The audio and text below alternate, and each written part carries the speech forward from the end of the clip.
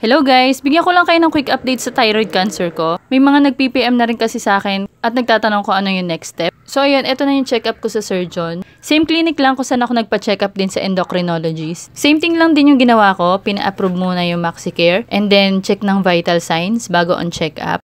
Good afternoon po. Ako po si Arlene. Ako po ang magba-vital signs. Okay. At after yung vital signs, pinapasok na ako agad dito sa clinic ni Doc. At dito pinakita niya sa akin yung process ng operation. Pinakita niya rin sa akin yung possible na maging hiwa ng leeg ko. At ang pinaka-highlights ng check-up ko ngayon ay kung magkano yung magagastos ko sa operation. As per Doc, kung sa St. Luke's ako magpapa-opera ay may offer silang package sa akin na nagkakahalaga ng 172,000. Hindi ko alam kung kaya ba ng health card ko yung amount na yon. Kaya kailangan ko muna masiguro para in case hindi, may ready ko na yung kulang. At kung nakikita niyong papel, ilistahan ng mga lab test na kailangan ko maklear bago ang operation. So yun lang muna guys, pa-like, share, and follow na lang po para updated po kayo sa mga susunod na video. Thank you!